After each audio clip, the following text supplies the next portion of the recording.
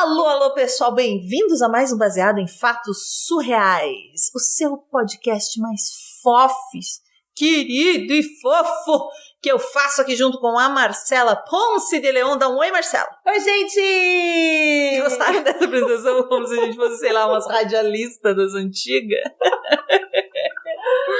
Bem, estamos aqui em mais um episódio do Baseado em Fatos Surreais. E antes de começar com a história do dia, temos que apresentar... Como é que vocês mandam as suas histórias pra cá? Ou seja, como funciona esse podcast, Marcela? Mas calma, Sheili, antes de você falar como funciona o podcast, vamos dar um espaço para os nossos patrocinadores?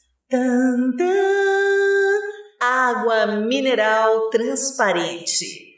Sempre ao seu lado nos momentos difíceis. Viu? Você poderia ter a sua marca aqui. Estamos aguardando você nos ligar e nos patrocinar.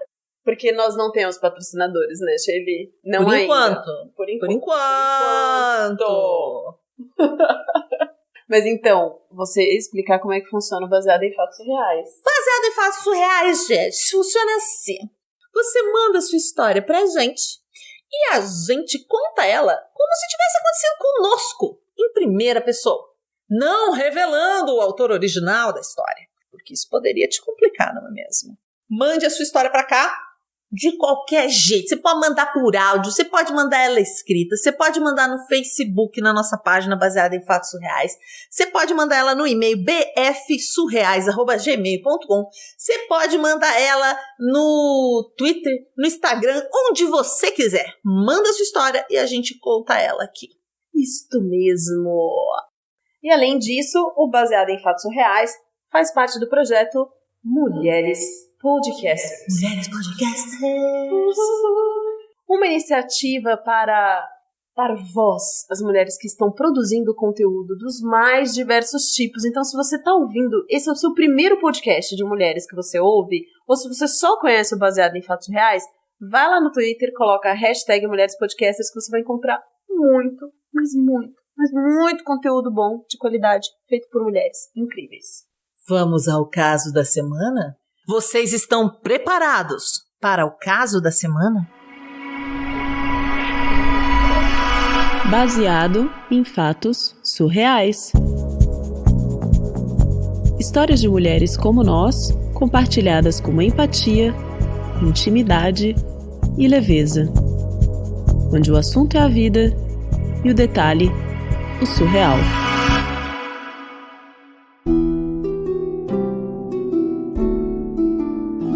Entre namoro e noivado foram 10 anos. Uau!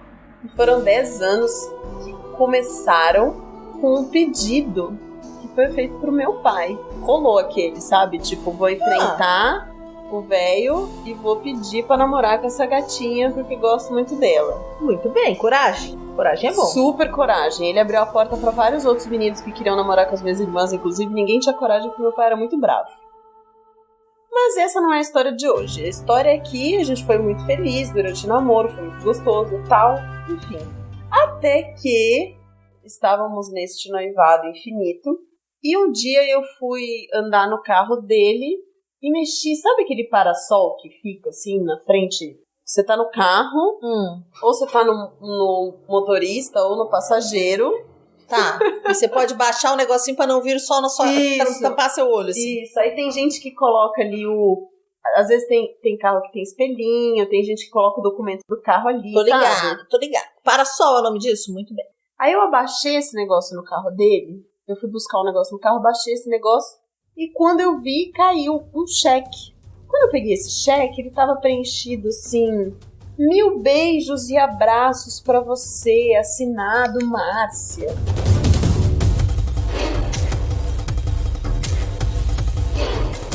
Um cheque cheio de beijos e abraços. Da menina pro seu boy. Aí eu achei aquele muito estranho. Fui perguntar pra ele. E ele veio me dizer que tinha sido uma prima dele que escreveu aquilo. Enfim, me enrolou, passou a história. Um cheque de quanto?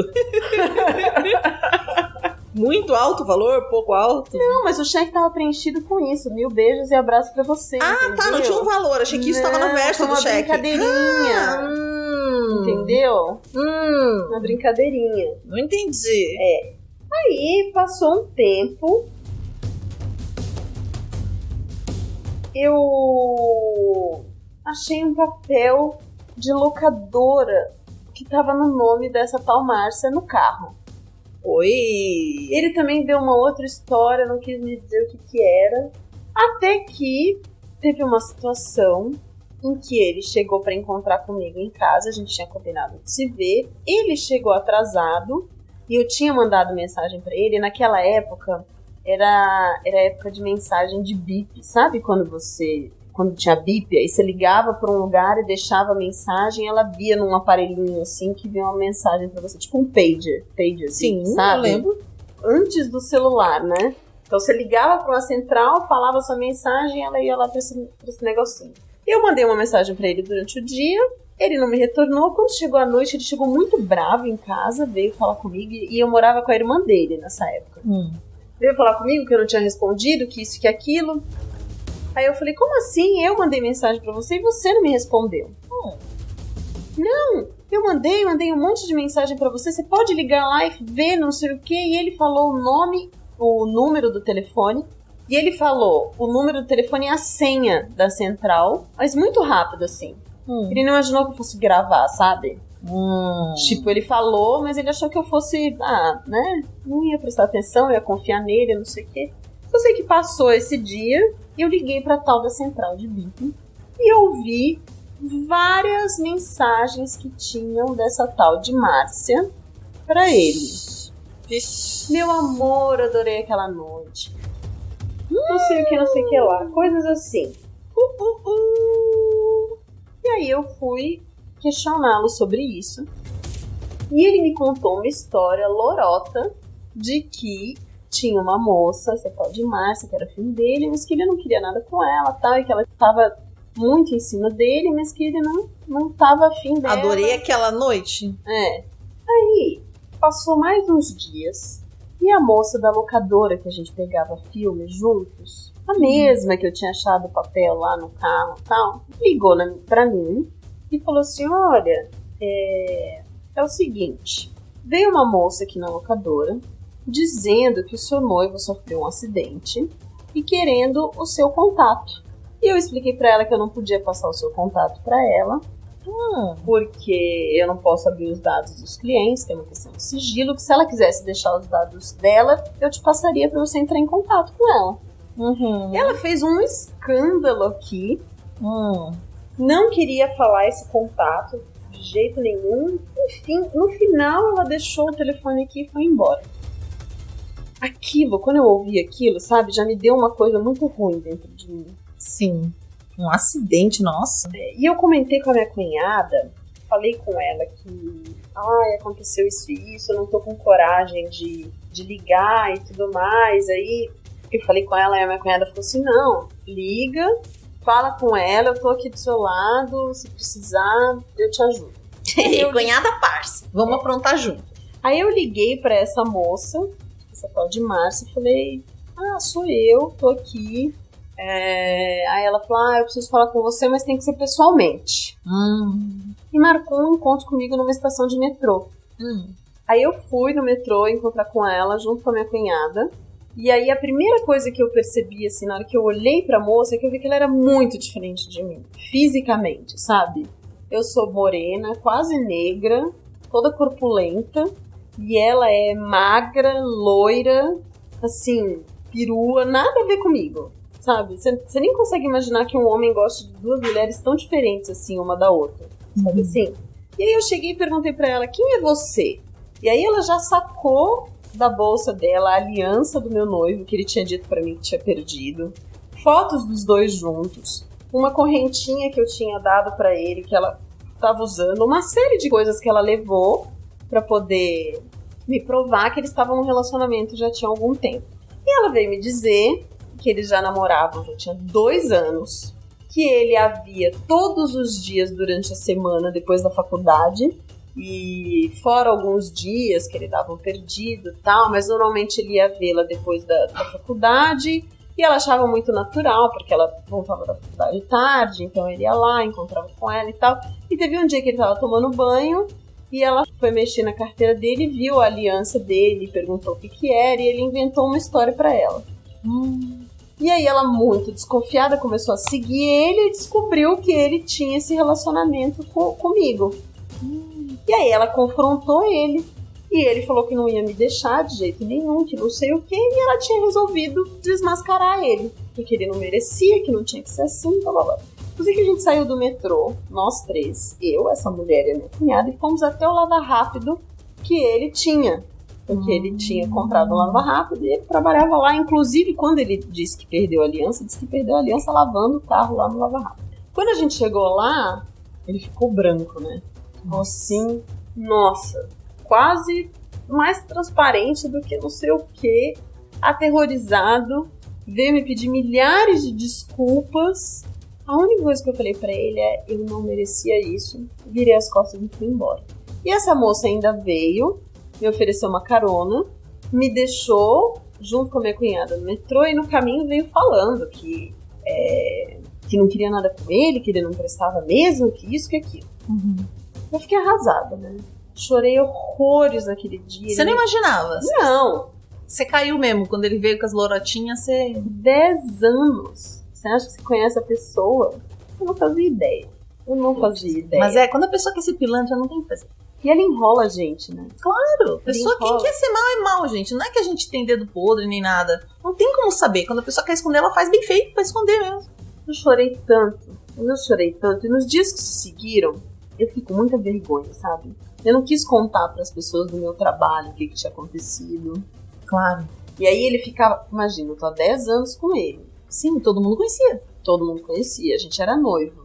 Ele veio com a história de que ele ia vender o carro dele pra gente casar agora, sabe? Sim. Nunca tinha falado em casamento, pra tentar salvar nessa situação, veio com essa história. Depois de acontecer tudo isso, ele veio com isso. E aí ele ficava me ligando e eu não atendia e não sei o quê. E essa moça começou a me ligar. Ah, fulana, como é que você tá? Aí eu falei assim, olha, nós não somos amigas. Você não precisa ficar me ligando. Aí naquele momento ela se revelou. Sim. Ela falou assim, olha, só pra te dizer, eu tô te ligando porque eu queria saber se você estava com ele ainda.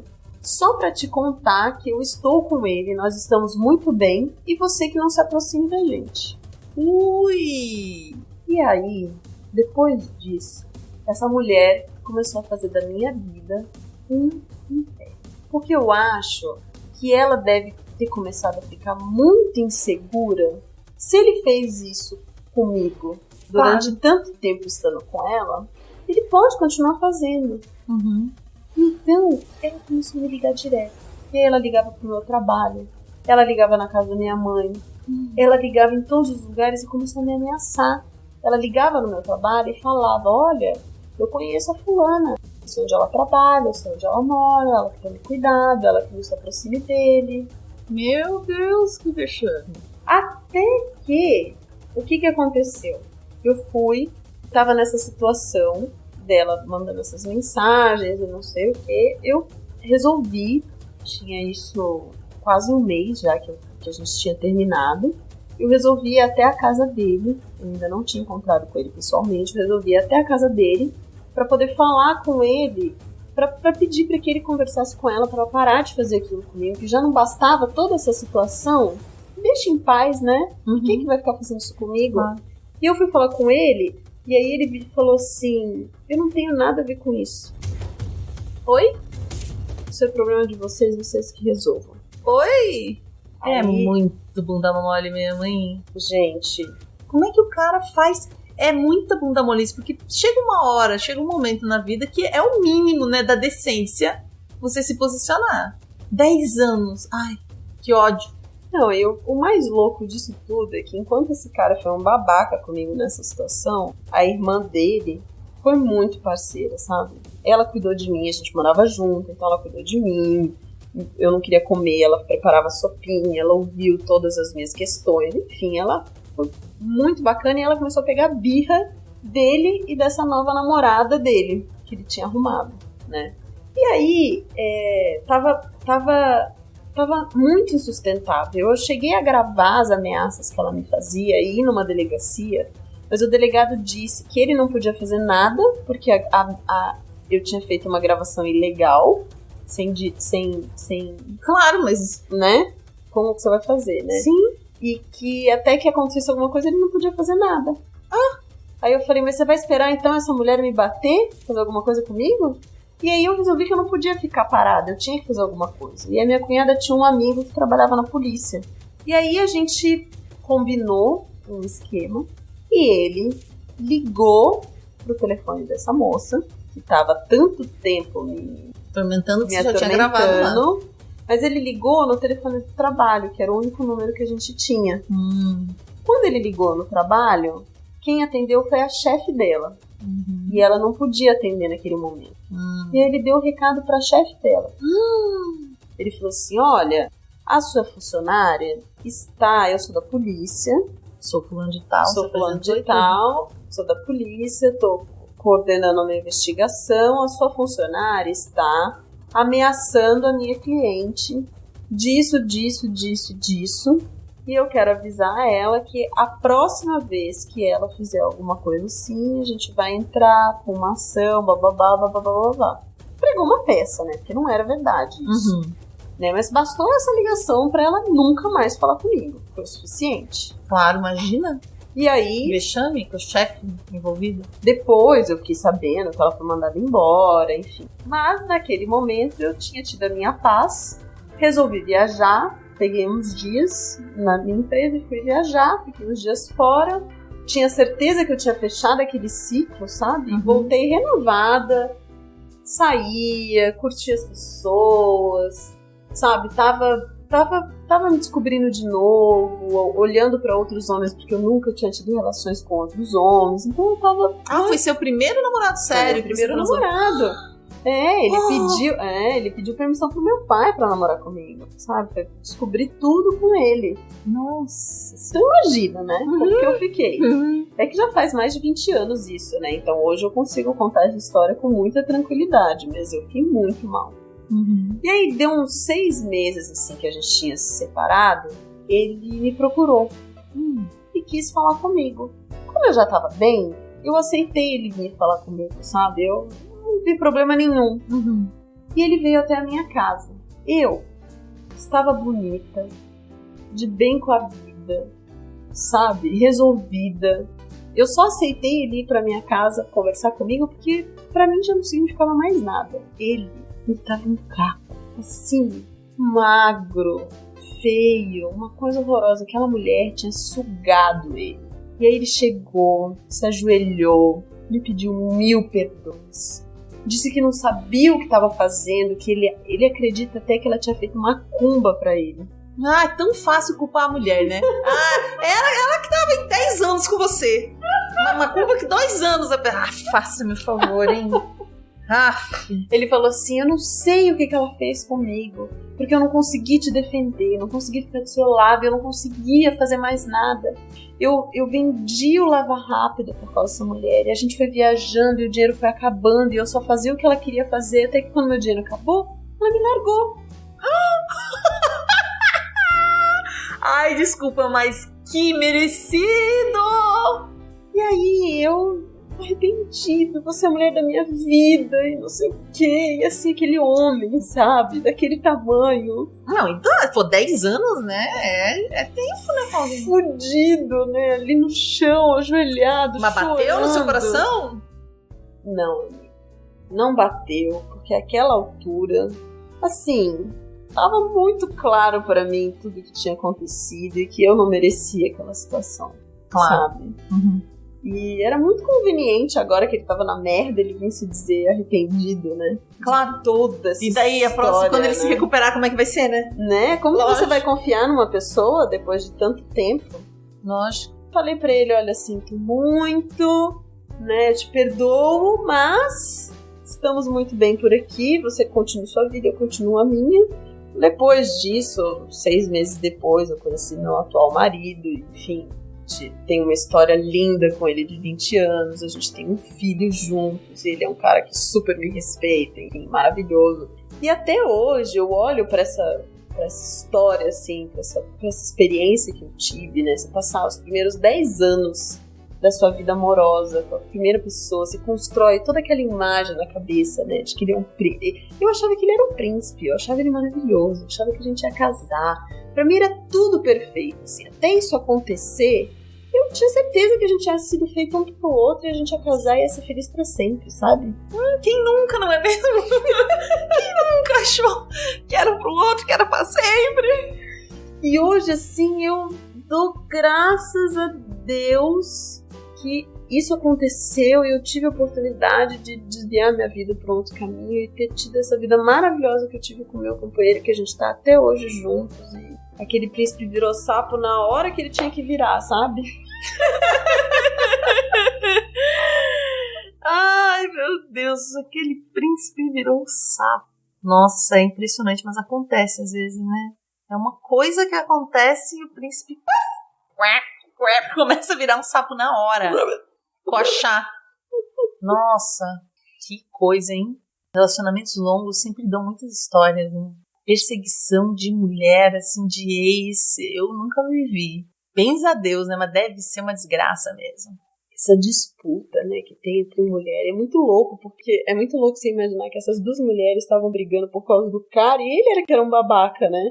E uma ficou, claro, a personagem principal da história não, mas a outra ficou perseguindo essa, né, como se elas fossem inimigas, elas fossem rivais, como se fosse uma competição. Mas sabe que eu acho que isso, mas bem que ela falou, que é uns 20 anos atrás, que eu realmente acredito que isso é muito coisa de novela, sabe? Eu não vejo mais isso assim acontecendo no dia a dia hoje, mulher se degladiando por causa de homem. Eu acho que é o nosso círculo social, Sheilene. É mesmo, gente? É o nosso círculo social. Ô, mulherada, brigar por causa de maço, gente. É a bolha que a gente vive, assim, que a gente não convive com essas histórias. Que a gente não quer conviver também, né? Porque veio com uma dessa, já dá uma voadora, a pessoa já sai engatinhando pro outro lado aqui, que aqui não tem vez esses papos, esses caras. Que coisa. Mas eu até tenho uma certa dificuldade genuína, assim, de acreditar na competição feminina como ela é pintada por aí.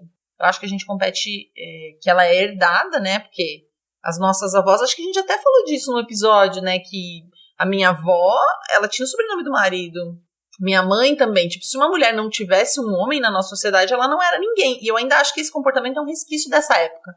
Onde ter um homem e ser casada era ser alguém socialmente. Porque se você não casava, você não era ninguém. Você não existia socialmente. Então era importante estar com um cara por causa disso. E hoje ainda é assim em muitos ambientes, né? Se você não é casada, as pessoas não te respeitam. E se você não é casada com um homem... Não, mas isso mas então eu não acho que é uma competição entre as mulheres, assim, é uma competição para ter um lugar na sociedade, para ter identidade. Eu acho que não tem a ver com eu competir com você para ter o cara. Eu preciso ter um cara. Ainda para algumas pessoas continua essa lógica muito forte. Não, mas para mim essa coisa da gente se arrumar para outra mulher, essa coisa da inveja, enfim, existe sim uma competição de mulher com mulher. E principalmente nos casos que, por exemplo... Eu não acho que tem essa competição quando não tem homem envolvido, por exemplo. Até no trabalho. Eu tenho a oportunidade hoje de trabalhar com muita mulher sapatão. 5 pessoas do meu time, por exemplo, são sapatão. Mas é outra realidade. Mas então, é uma outra realidade. Mas e aí se prova que não é uma questão da mulher. A mulher é competitiva, compete uma com a outra. Não. É quando tem o tal do homem no meio. Porque se você sai dessa lógica... Então, mas mesmo que não tenham... Eu trabalhei com uma moça que a gente não tinha um relacionamento, não tinha nenhum homem entre nós duas, mas existia uma competição clara e velada entre nós duas. E ela no trabalho. E ela fez de tudo pra que eu fosse... Eu acho que isso acontece, afastada. Sim. Mas ainda acho que daí ela tá com medo de perder o trabalho, que é um lugar social dela, né? Pra você, né? Era uma competição no trabalho. Não porque a gente não tava na mesma área. Mas ela queria mostrar o poder dela, entendeu? E ela se sentia ameaçada comigo. Mas aí, nesse caso de trabalho, não é pra tentar definir, mas eu acho que isso acontece entre os homens, entre todo mundo. Quando alguém se sente ameaçado, entra alguém novo na empresa, ou alguém de outra área, promovido, enfim, e a pessoa se sente ameaçada, ela faz coisas. Dependendo do caráter da pessoa, ela faz coisas. Homem e mulher, homem também faz isso. E fofoca, já vi lá no trabalho. Eu vejo que existe uma competição entre mulher. E principalmente quando tem essa coisa de que a mulher pega o cara traindo com outra, sempre vai xingar a mulher. Que a mulher é que é a vagabunda, vai bater na amante, a amante é que é a desgraçada. Não sei se dou na cara dela ou bato em você. Não, mas eu acho não é nunca voltado pro homem. Eu acho que tá mudando um pouco. Até nessas músicas a galera tá tentando trabalhar essa ideia até da cultura popular, porque eu realmente acho infame você ficar brava com a mulher, porque ela não tinha nada com você, né? Nem te conhece. Quem tinha alguma coisa com você era um cara. Ele que era um desgraçado. Só que nesse caso a mulher também era uma perturbada, né? Porque ela, na verdade, ela se viu vítima da própria ratoeira que ela construiu, né? Claro, porque daí ela ficou neurótica e começou a infernizar a vida da outra. Mas como essas pessoas também, né? Esse cara, essas pessoas que traem, assim, de forma patológica, porque tem gente que trai de forma patológica, né? Parece que só fica feliz se tá traindo. Eu tive uma namorada que era assim. Ela traiu a mulher dela com uma outra, a namorada que ela tinha, aí depois essa outra era casada, aí ela traiu, daí não terminou o relacionamento, falou pra ela que ia terminar o relacionamento, não terminou, e ela traiu essa comigo. E eu, trouxa, achei que não ia acontecer comigo, olha que trouxa. Um dia, o que ela fez? Me traiu com outra, mas é uma pessoa assim, parece que a pessoa só é feliz se ela tá nessa linha de tensão, sabe? É a traição, não é a pessoa que atrai, é o ato de estar traindo, porque eu sou super sossegada, a gente poderia até conversar, até fazer homenagem, triagem, o que quisesse, mas é quando a pessoa é viciada em trair, meu. E eu tive um outro namorado, homem também, que aconteceu isso, o cara gostava de trair, então ele vai trair, não é ficar com alguém, não é que ele se apaixonava pelas pessoas, não, ele tinha que estar traindo alguém. Isso é uma loucura, mas tem gente que tem essa coisa. Você, querido ouvinte. Olha o comportamento. Não tô dizendo aqui que todo mundo que trai é perverso, não sei o quê, porque às vezes, sei lá, as relações são muito loucas, né? Às vezes a pessoa trai, é o que ela deu conta de fazer num momento X. Eu acho foda pra caralho esse negócio, mas tem gente que é um negócio meio patológico aí.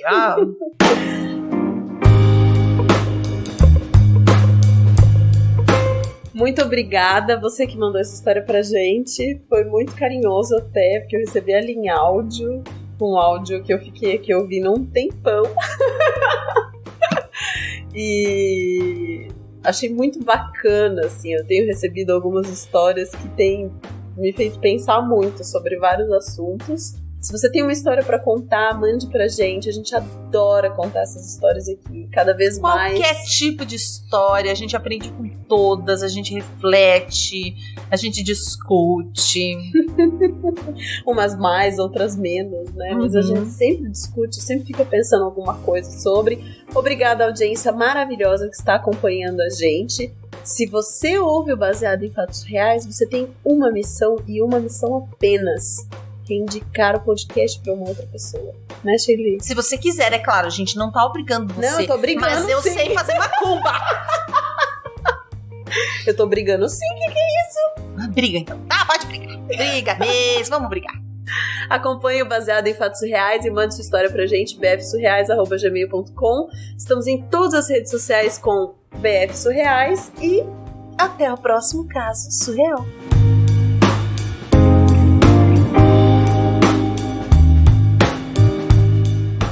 Acompanhe Mulheres Podcasters.